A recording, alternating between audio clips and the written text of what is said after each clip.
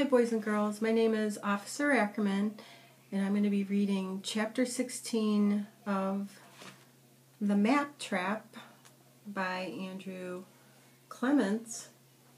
The title of this chapter is The Rest of the Way. November to June is a long time, but it didn't feel that way to Alton.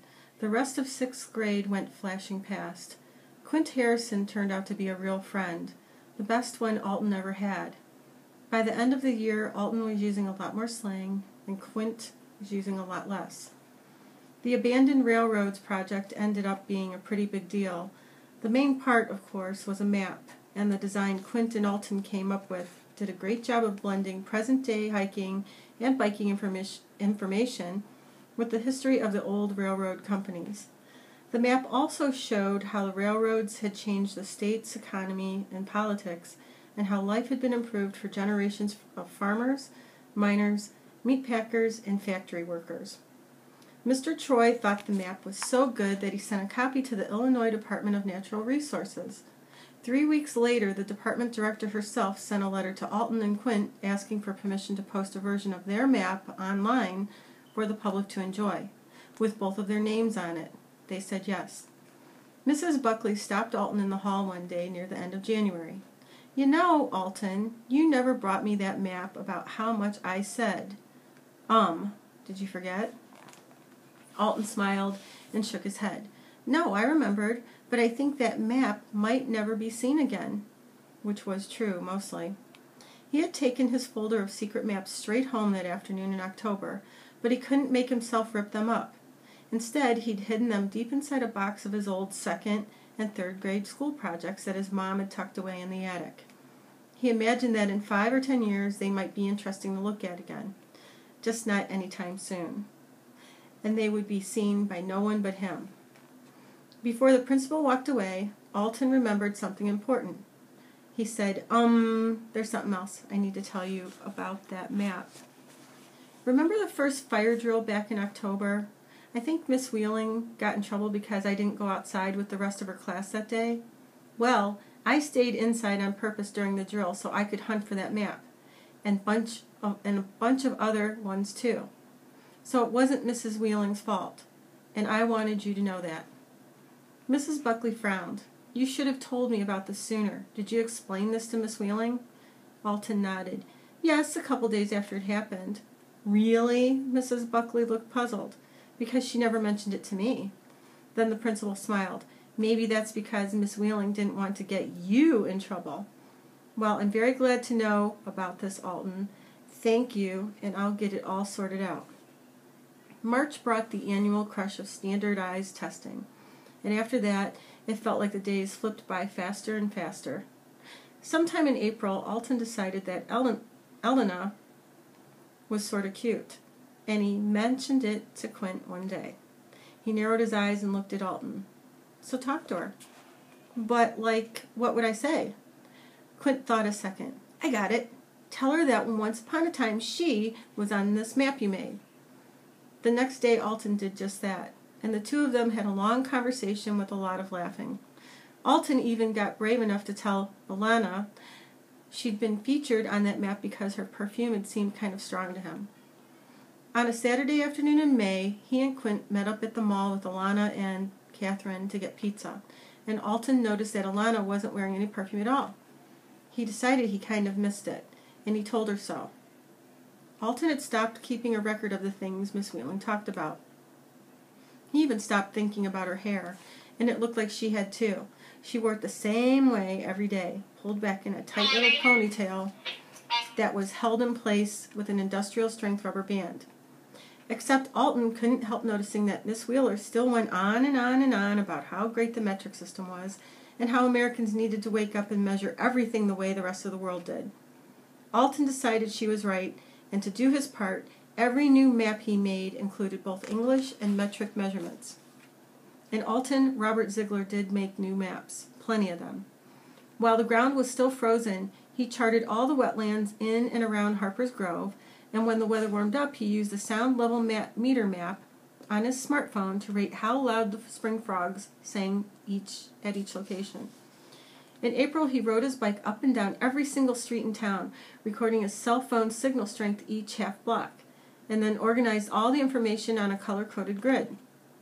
And late one night, he printed out all 57 names and addresses from the contacts list in his phone and located each of them on a map of the United States.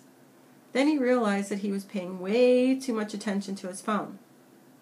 And speaking of his phone, one day late in May, he got a text from Heather. She said she had just scored a FTF, a first to find, which is a big deal in the world of geocaching. She had spotted a mysterious geocache posting on an obscure website, a geocache that had been hidden by none other than Sir Maps-a-Lot. It had taken her a while to figure it all out, but the clues and the coordinates had led Heather to Mrs. Buckley's office and to a chair just left of her desk. And Alton had grinned and texted back, "Congrats," because he remembered very clearly how he had stuck one of those little magnetic key boxes onto the bottom of that chair the day he and Quint had visited Mrs. Buckley. And inside the box he'd left a log, a folded yellow note card with the office coordinates written on it, along with some swag, 3 of his customized rubber bands. Heather had texted again, "So how did you get that hidden in the principal's office?" And Alton had replied, "It's a long story. Ask me again in 5 years." For a while during the spring, Alton had got stuck on the idea of using circles instead of rectangles as the main shape for his maps. One of his circle maps was the 6th grade lunch period shown as a set of 10 different sized circles, each with the same center, and the size of a ring indicated the noise level in the cafeteria at 3-minute intervals. And how did he measure the sound intensity? With his phone, of course. But mostly, Alton stayed away from making maps about school. There was a very large world out there, and it began demanding nearly all of his attention. Suddenly it was June, and then it was the last half day of school. Miss Wheeling and Mr. Troy had a party in the library for the graduating 6th graders. Standing around eating donuts and drinking juice with Quint and Elena, Alton felt great about everything. It had been a terrific school year, the best one yet. But all during the party, Alton kept hoping Miss Wheeling would quietly pull him aside and whisper, "You already know this, Alton, but I was the one who sent you those notes, who made you stop wearing your map t-shirts for 2 days, and who sent you to ask Mrs. Buckley about her ing, and I'm sorry about that, and I really do forgive you with all my heart for everything." But it never happened. The party ended, and everyone went back to their homerooms to do a final clean-out of the cubbies and to get their report cards. Alton had heard that in the neighboring town of Wayview, the schools had stopped sending report cards home with kids. The parents were emailed or texted a code, and then they accessed their kids' grade reports online. When sitting there, he thought it would make it an interesting map to see which towns in the state had shifted to E grades. He still liked the old system. As Miss Wheeling handed him his sealed envelope, there was no special smile, no little wink, nothing to indicate that anything out of the ordinary had passed between them back during that last week in October.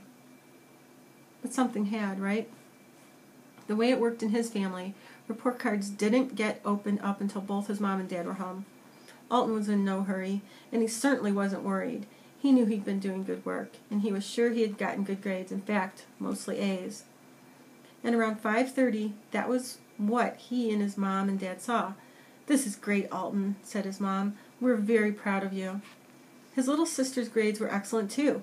1 check, and all the rest check pluses. His dad grinned at both of them. "This calls for pizza and ice cream and a movie. All in favor, shout aye." "Aye." "Great. Everybody in the car in exactly 4 minutes. From now..." "Wait a second," his mom frowned. She was squinting at Alton's report card, and she held it out to him, pointing. "What in the world does this mean?" On the back of the report card he saw a sketch, roughly drawn with pencil, but definitely the image of a brain. His brain. It had been divided up into 5 sections, from largest to smallest: maps, pizza, cell phone, girls, and near the bottom, a tiny little area labeled science class. He grinned.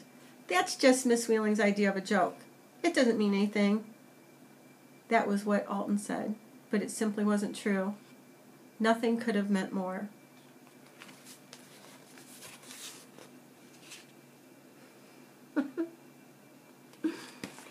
The end.